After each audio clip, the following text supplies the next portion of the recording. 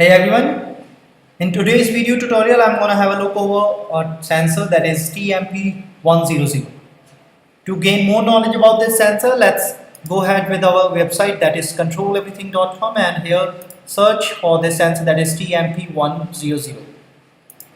So we got that TMP100 is a temperature sensor with 12-bit with 2 address lines, and these are some of its features.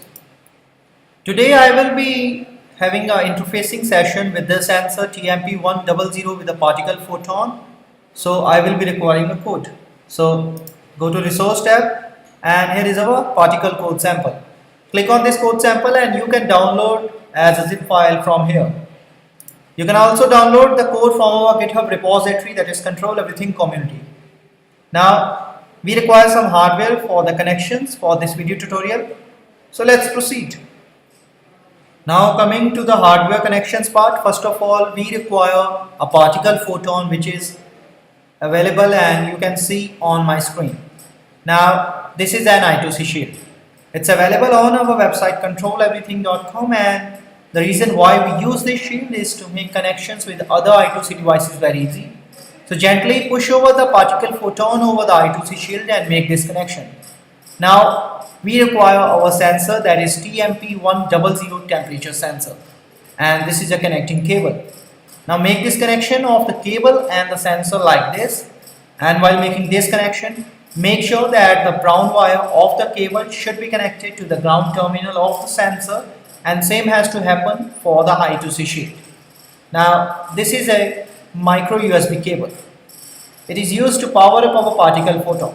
So gently put it over the power jack here. So we have completed our particle connections. Now let's proceed further. Now we have to interface our sensor with the particle photon. So for that we require a particle code. Go to github.com and here search for Control Everything Community, which is our repository.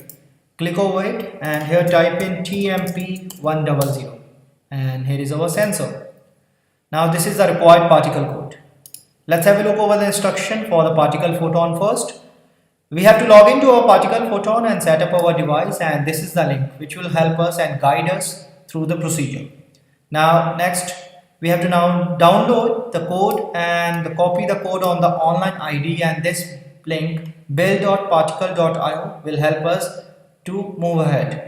At the end of our code and the instruction part, we have to verify and flash the code on the photon, and dashboard.particle.io user logs will help us to examine and show our particle code result on the monitor.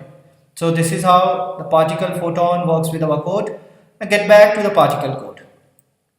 This is .ino extension file. We have included application.h and spark wiring I2C.h files, header files, and defined the address of our sensor that is 0x4f. In the void setup function we have our variable setup, and we have initialized serial communication with the baud rate equal to 9600. In the writing section we have selected configuration register that is 0x01, and we have the continuous conversion and comparator mode with 12-bit resolution command which comprises for 0x60. The writing command is here. In the void loop function we have selected the data register 0x00, and we have requested along with read 2 bytes of data from this very register. In the conversion part we have requested the data to be converted using the formulas which are described clearly in the data sheet for TMP100. At the very end of our code we have our output data on the dashboard, which is in the form of temperature in Celsius and Fahrenheit scales. So this is how our particle code is. Now let's see how it works with our sensor. Now let's demonstrate the working of the code with the sensor. For that, copy the entire particle code and open up the build terminal as discussed earlier. And here name sensor TMP100, and here paste the entire code and save the firmware.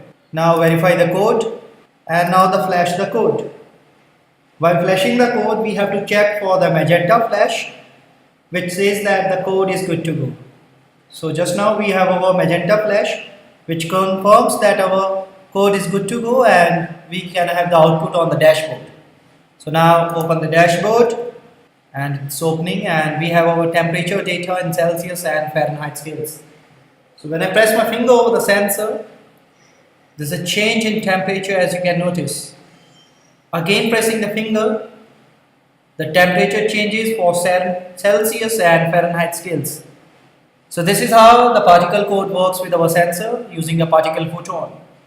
Now let's proceed further and see what are the features and the applications of this sensor consists. We have just seen the working of temperature sensor TMP100. This device is digital temperature sensor, and it's ideal for negative temperature coefficient NTC and positive temperature coefficient PTC thermistor replacement. This device offers a typical accuracy of plus minus 1 degree Celsius without requiring calibration or external component signal conditioning. This sensor features SMBus 2-wire and I2C interface compatibility.